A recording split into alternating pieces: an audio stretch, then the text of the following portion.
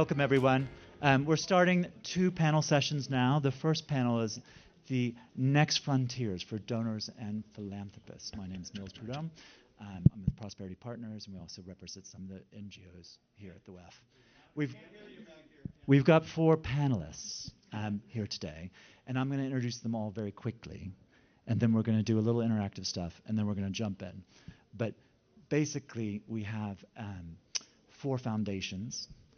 Sandro is the first, and then in the same order, then Jean-Kiel, Elena to her left, and Adama. They are completely different parts of the donor space and the foundation space. So hopefully we'll have some debate between them exactly about how to go it and what it is that's important. Sandro has been with the Cardano Foundation for a few years now. He's 20 years in finance and came into new tech. And basically, if you can think about blockchain for good, that's what Sandro is doing. And it's assigning the value from blockchain holders to different charities or foundations or things that they're interested to do. Swiss. Jean-Kiel is with also a new CEO. She's been around for 3 months at the Ellen MacArthur Foundation, and she has several very interesting partnerships with the private public sector, and I think she'll go into that at some depth. But they're running programs in combination with the UN and with lots of very, very big organizations to try to organize the whole industries to new standards. So they're trying to get people to work together in that fashion as opposed to a consumer-facing. Elena, who works for, confusingly, Aliyah Foundation, which has nothing to do with her name, I've just been told, has this complete focus and ethics and governance and around how that can work. And I have to remind myself exactly what it is, because unfortunately I have forgotten very sillily what it is that she wants to speak with us today about. So she's going to have to tell you herself.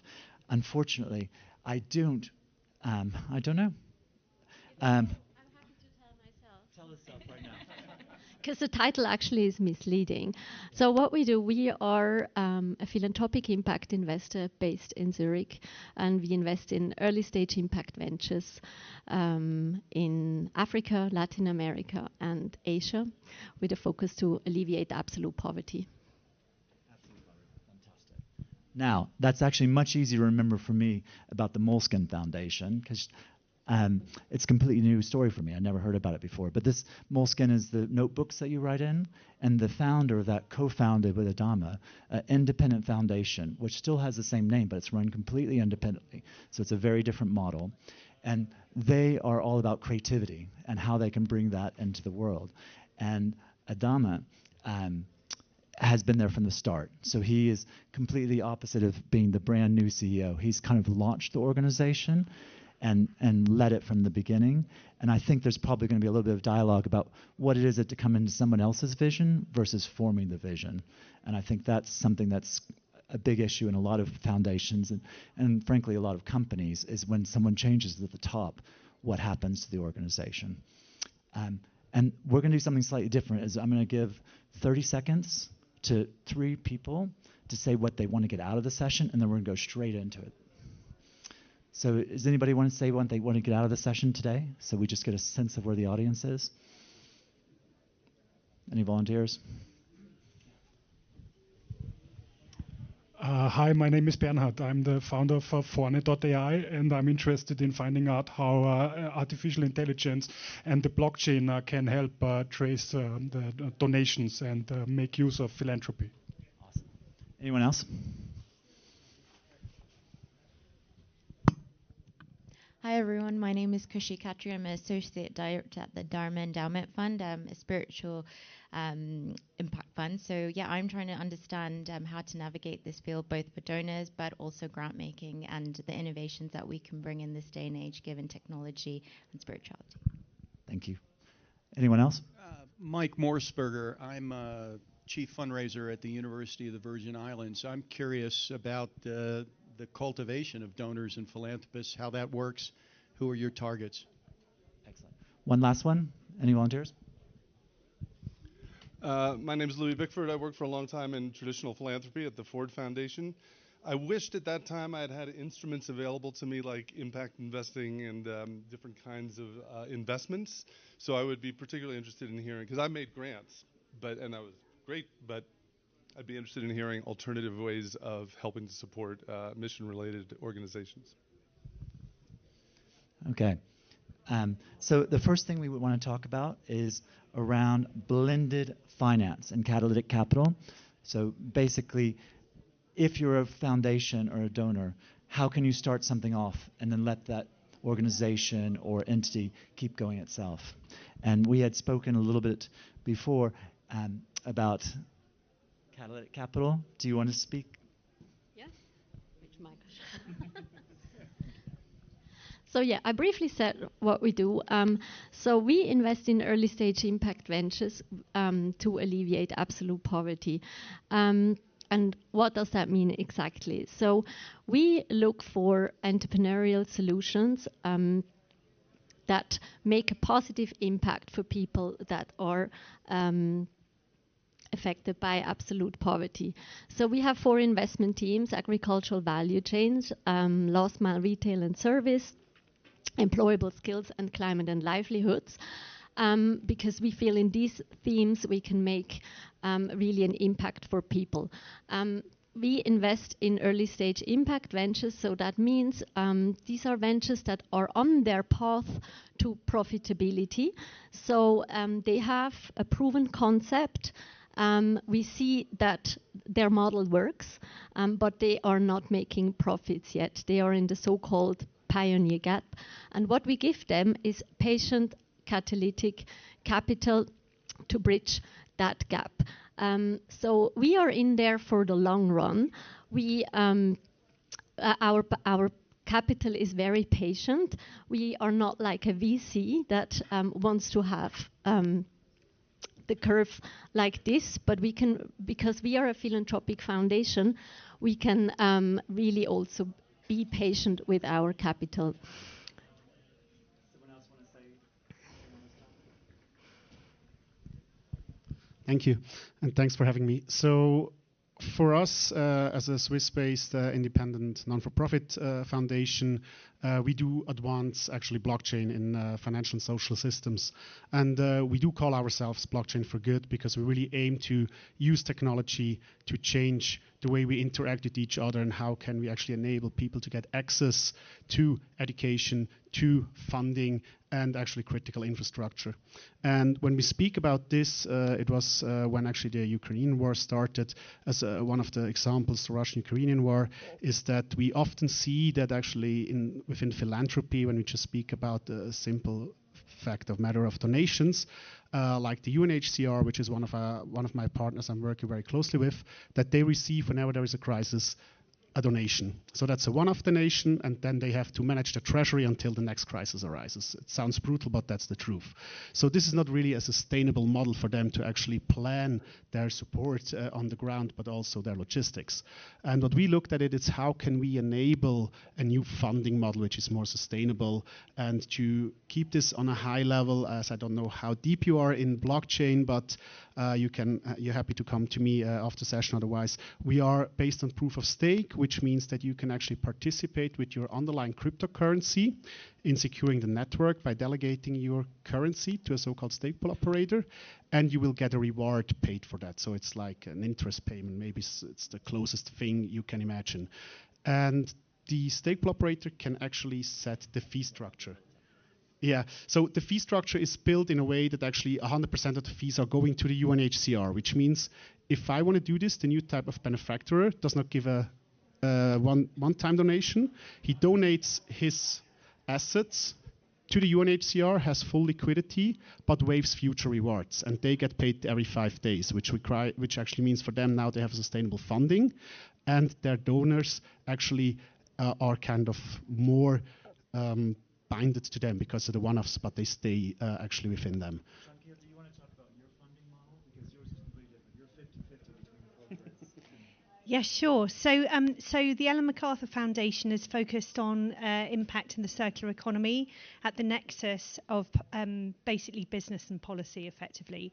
So as you rightly say, we're 50-50 funded by corporates is 50%, and then philanthropists is the other 50%. And the question, I'll try and answer some of the question from the Virgin Islands perspective very quickly. So we are currently targeting individuals who have a specific interest in specific programs that we're doing. The challenge we have in that is we have an increasing number of restricted funding, and what foundations really need is unrestricted funding just to make things move forward. So we're trying to address that by having a long-term story around circular economy and then individual programs under that. Do you want to address that? Well, How your funding works, basically. so the funding is old school. Grants. I wanted to, the colleague from the Ford Foundation to say, like, let's not, let's still believe that that is something that can be useful, in a sense that the point is use grant to do what, and the idea is that I think is important to also rethink the role that philanthropy can play. Philanthropy has an important role, and too often sometimes we use philanthropy to subsidize the state, to subsidize, like to do something that the market should do. But if something that philanthropy should do is to push the line forward, to keep on pushing for innovation, to stuff that is hard otherwise to use, like market logic behind. So the point is, who are we funding? And we're funding what we like to say creativity pioneers.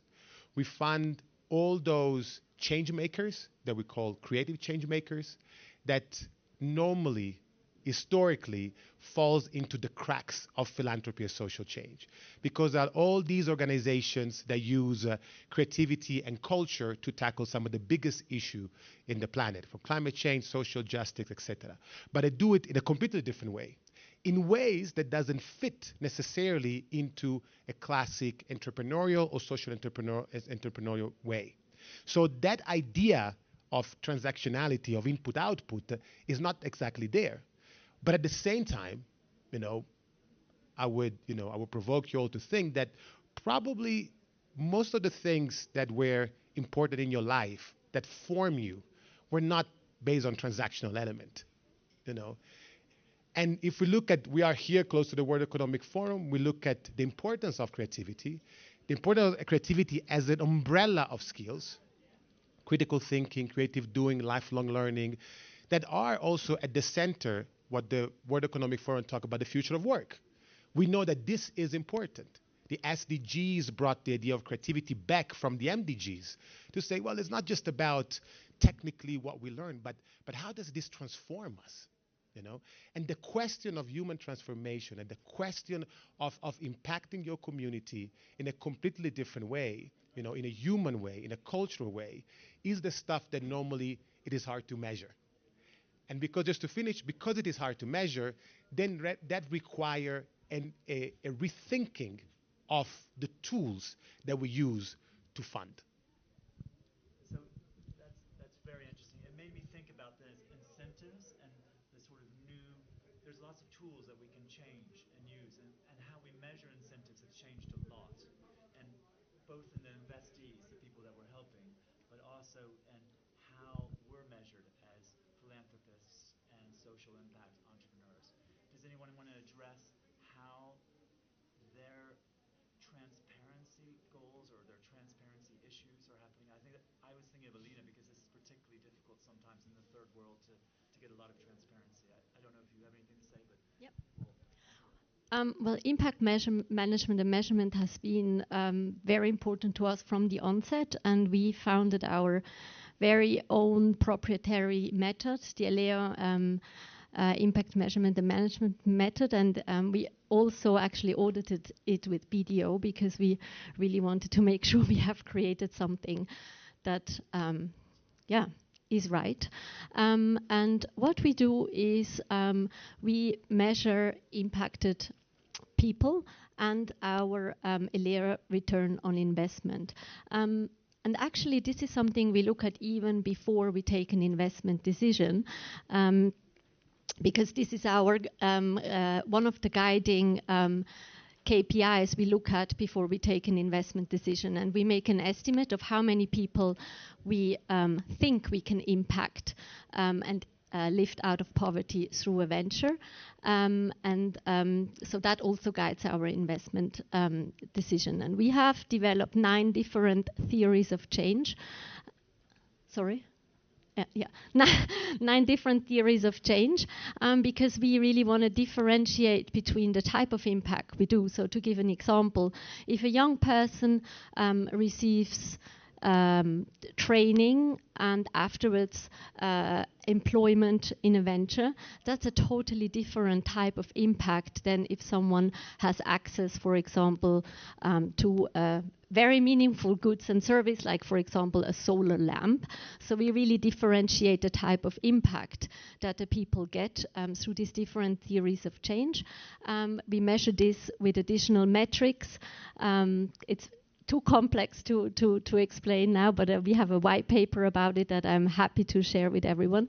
And then we calculate the return on investment for the ventures, and the people that invest in Alea, so high net worth individuals, foundations, they receive annually an impact report, very similar to what you would get from your bank for an investment fund, where you can track the performance of your portfolio. So you see how your portfolio has developed over the time in terms of impact. Sandra, do you want to comment? Because Cardano, I mean, you are much more visible to your donors, and they have instant access to turn on or turn off or change who they're donating to. I don't know if you have any thoughts about transparency and from that side that you want to share. Thank you very much. Yes, transparency is at the core of a blockchain at the end, right? It's about rebuilding trust through transparency. And when we speak about actually the impact, we start with what actually is happening on the cash flow side. And one of the examples is that we actually put, it's called Reef, our bookkeeping on chain, which means that it's visible for everyone. Obviously, you don't have the single salary payments. You have to distinguish what can be public, but like all the bills you pay to your suppliers and so on will be publicly visible and actually in a immutable way stored. And this then feeds back into actually the supply chain, into the circular economy, as you said, right? That you start to actually really look, when I donate to you, Alea, and you say it goes further to Africa, what is the route it takes, what arrives in Africa, and what is the impact? And this is really, really crucial when we speak about as well identities. You mentioned that someone is doing education and then they get employed. This is the end goal, not the end goal, but it's we are very, very far now, right? So how can they get employed without having actually a proper certificate of that? And these are the type of things which need to be transparent for future employees as well, and what we build platforms and collaborations with to achieve these type of things through agency collaborations.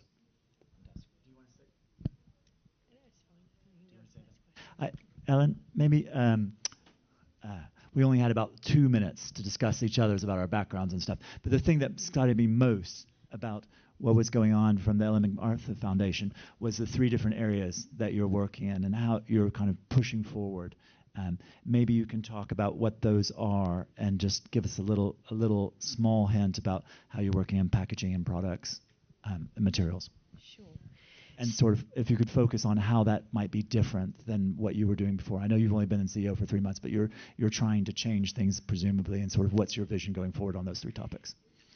Change and whilst maintaining the sanctity of what the circular economy is and the fact that we're trying to have impact. And I think that's really important when you have a change in leadership, that you still maintain sanctity of direction, otherwise it's confusing for everyone. So I guess we've been around, 14 years it was originally founded, and the focus has really been to get circular economy out there, understood as a concept in the B2B and policy world, not necessarily on a B2C level. So that has resulted in 75 countries have circular economy roadmaps, 55% of businesses have circular economy strategies in one way or another. And that's amazing, right? And we've also focused, our deep-seated focus on plastic packaging has catapulted it from zero conversation to as serious a UN treaty agreement as the Paris Agreement around climate. No, so the progress is phenomenal, and yet the circular economy doesn't exist, really.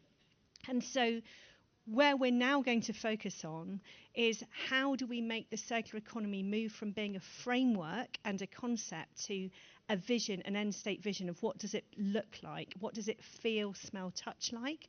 And so we're focusing on creating that vision in a very tangible way and deep diving on 3 areas. So plastics packaging, from both a policy perspective, but also from a tangible reuse infrastructure and flexible alternative materials.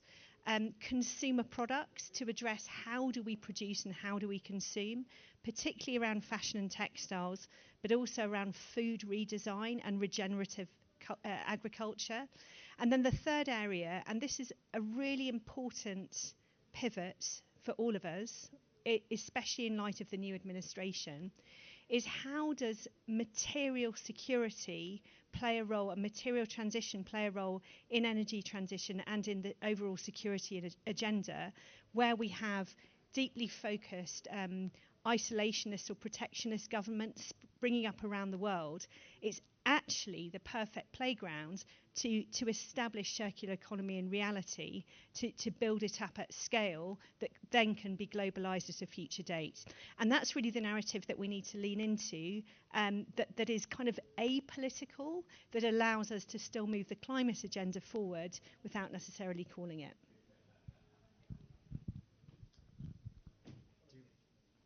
And can I just say one small thing? My daughter's called Alea, which is quite weird. Yeah. Well, it's quite confusing, Alea and Lena. You've got to separate the two. We talked a little bit about how the models are changing. And I think there's quite a difference between the amount of money that's going into the impact sector than it was 3 years ago or 5 years ago. It's still less than 0.5% of all invested assets are in the impact sector, but it is growing. And I'm wondering if there is something in your head about where that's going to go. How is that going to make a difference? Are there going to just be a lot of other people trying to do impact because there's a lot of money flowing there, the same way we saw that in some of the other areas? Or how are you going to deal with the fact that impact is now a growing sector? Does anyone want to address that? Can I have a quick go and I'll pass on. So for me, if we just call it impact or sustainability, whatever you want, it's becoming increasingly nuanced, which is a great thing. Because sustainability is this big, fluffy, nebulous cloud that we don't really understand what it means, and it's confusing. And so the fact that we are getting more nuanced and more concrete about what we're trying to change, whether that's ethical, whether that's environmental, social, whatever it is, means that we can funnel money where it needs to go, and we can better align investment and investment theses with what innovators are trying to do. We've got enough innovation out there. What we need to be able to do is scale up, stop having small initiatives, and really start money to flow at bigger initiatives in the millions rather than in the 20Ks. I can speak from a Swiss perspective to answer your question. I think impact investing has had really quite a momentum, especially this year, because earlier this year, it's actually 1 year ago now, the Canton of Zurich changed its tax law and made impact investing, amongst some other regulatory changes, officially approved it for foundations. And while Alea, we have done this type of philanthropy for 17 years. We've had a special ruling with the Zurich tax authorities, and we've been doing it for 17 years. We can really feel now that it has a gaining momentum, and we and more foundations are really looking into moving in that space. And I think Zurich has been the leading canton in Switzerland, but probably others will follow. So that's definitely, I think, a model that will be seen more. I think, everything to me makes total sense, and it's absolute. I agree. We need to have more and more efficient tools, more effective tools to generate the impact that we want to generate. But I think we also need to ask ourselves questions that now we are not necessarily addressing. Because the impact world is mostly try to answer questions that we think that we can answer. And hence, we stay within, a certain type of framework. We increase percentage there. Even if, let's talk about climate change. There are percentages, and hopefully we say we could get to this degree, that amount of money, and so on and so forth. What Creativity for Social Change forces us to think is to rethink the questions, to add more questions. We have an organization, for example, a fantastic organization that we support in Somalia. It's the first center for young women as an artistic space. And the founder always tells us, is like, if I need to have money, I know what to say. It's, if you give me X, I'm going to increase the number of young women attending class or scholarization from X percentage to X percentage. If I'd say this, I get money. But this is not what I do. This is not what moves me. This is what is needed. The question is, how can I contribute to increase a sense of self in young women in a failed state like Somalia? That's a fundamentally different question. Fundamentally. And we don't have an answer to that. Not only we don't have an answer to that, because, it's that we don't have the tools, we don't have the processes to address that issue, because all our processes will make all of us not supporting that organization. Because how do you measure that? If I need a report every 3 months, how do I do it? Let's talk about that. Does anyone have any thoughts about measurement? Because measurement in foundations is now becoming a big issue. And you're asking about the KPIs or speaking about. But that's the thing, and I think that's the part that I quickly want to address as a provocation for everybody. I was in South Africa not long ago, and I had the chance to meet one of the great freedom fighters of the country. She's recognized of being one of the leader of the uprising of Soweto. And we had exactly this conversation. And at some point we were thinking also as culture organization, working in this space, we're asking, okay, but how do we measure the model, the this and that? And at some point she stopped me and said, Adam, hold on a second. All this measurement, if it's so important, where did it take us? If measurement would be at the center, climate change would be solved. We have the data. We have enough data. We know how to measure. We know how to report it. And yet, why we're still here? So the point that I want to provoke everybody here in terms of the role of philanthropy is to have the courage to ask ourselves new questions and to be able to address them, and staying and being in a new space and be uncomfortable in a new space and rethinking stuff like unrestricted funding, trust-based philanthropy, long-term vision, et cetera, so that we can try to address and we build models that are looking at this new era that is the era of creativity. Do you want to take a hit at that, Joaquin? Do you have anything to say on it? It sounded like you had something to say. Do you have something to say on it?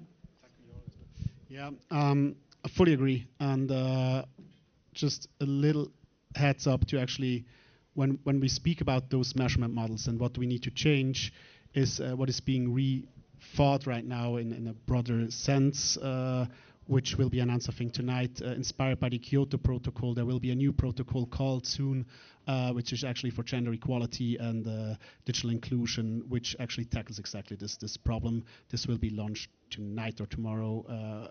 I cannot speak much more right now, but this will be announced through an organization called Women in Tech and further enterprise and governments working there together. But I fully agree with you. The key problem is how do you properly measure and how do you actually trust the measured results? That's the other thing, right? You have these measurement reporting verification systems which are fed by centralized organizations. And the big problem I see when we go back to the impact investment, or what I'm confronted with often, is actually what is the real impact? And do I trust the report I actually receive? If I don't trust it, I do not invest. So we need to actually become more transparent and actually prove what the real impact is. And this maybe goes back to one of the key questions we had at the beginning of AI and blockchain, right? So a lot of new investment types will be triggered through AI. So I will prompt an agent and ask, how can I make a sustainable impact investment? I will receive actually a couple of answers and ideas. Do I trust them? And we just had a presentation before with Masumi, which is actually an AI agent protocol, which will attach blockchain with digital identities and verifiable credentials to resolve this issue, that you can verify actually the data behind it. Because at the end of the day, as of today, the data is provided through human. We have most often centralized databases, and then we can go from philanthropy to actually environmental impact. We had the diesel scandal, whatever you want to take, right? We always have the same issue, and this is the lack of transparency and trust. And I think once we can resolve and have databases which are trusted, we can create these measurement models, and this is something we are working closely with a couple of organizations to resolve. Does anyone else want to take a hit at that, or should we move on to another question? Up to you guys. Anyone? No? Can we talk a little bit more about going back to the question of what's changed with the KPIs, and sort of how, is there anything that's been different or surprising about what you're being asked in terms of your donors now than you were before? So what are they looking for that's different? Is there anything that's different in that perspective? Does anyone want to take a hit? I can take a stab. I think what Adamo was saying is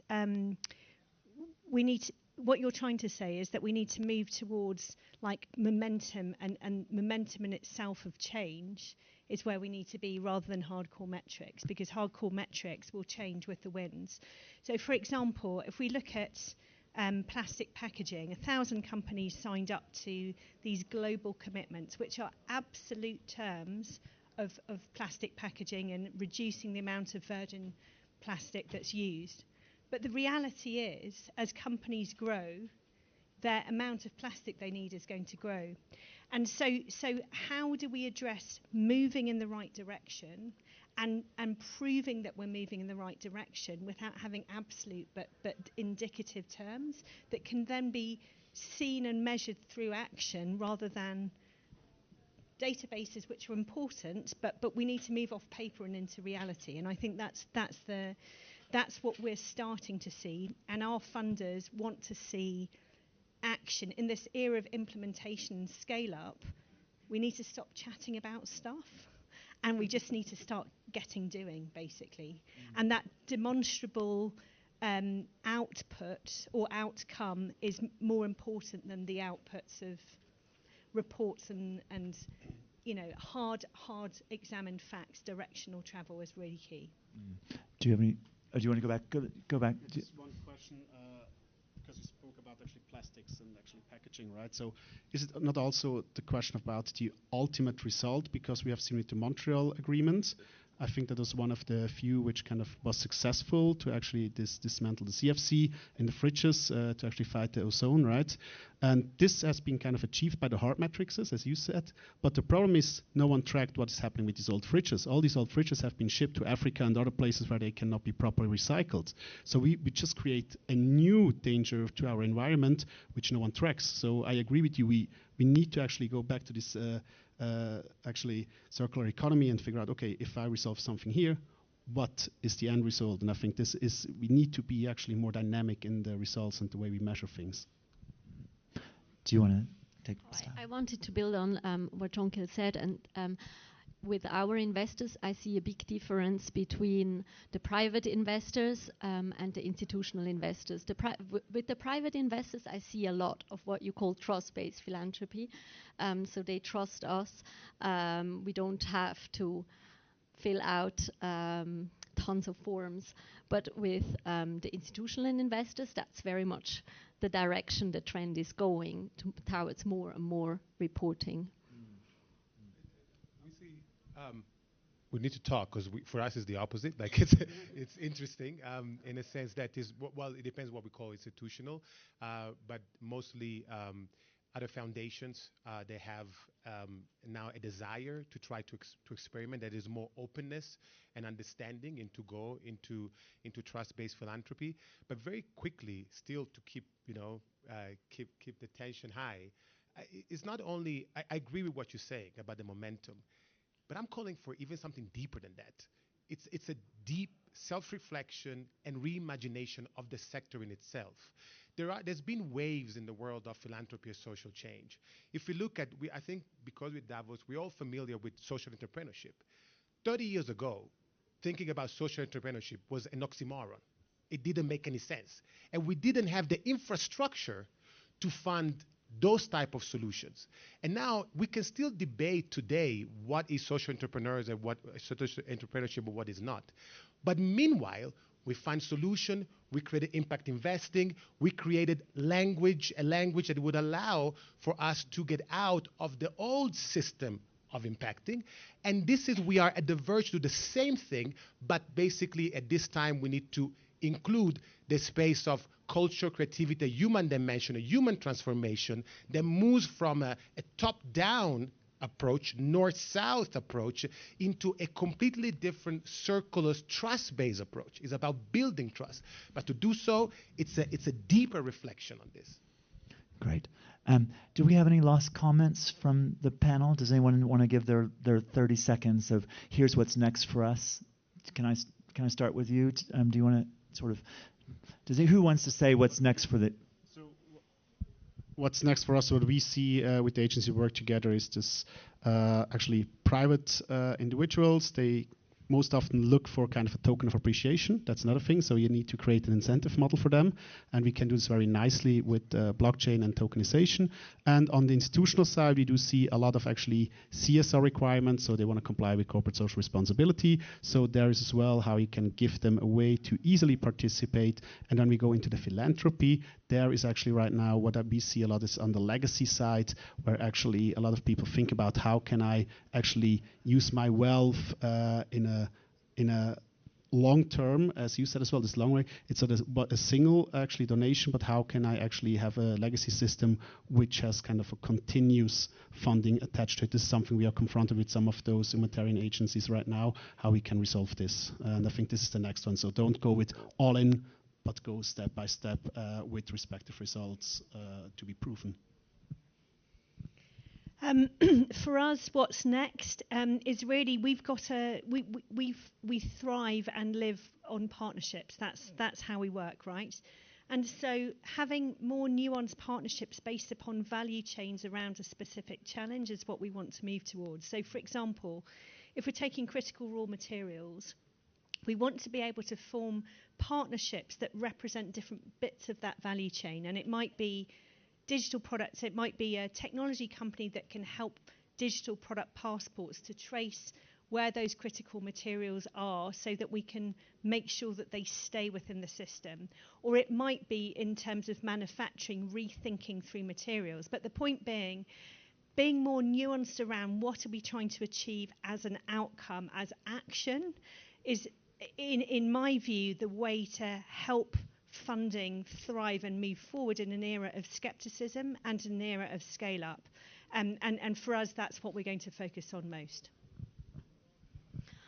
I want to make a point again on why we believe that entrepreneurial philanthropy is one of the best answers to today's pressing problem, because we believe that when we invest in entrepreneurs, local entrepreneurs that solve local problems, we create access to value chains, we create jobs, we create income, we create perspectives for the people living there, and by doing that, we increase the resilience of the societies as a whole, which I think in today's world, fragmented world, yeah, it's so important and so much needed.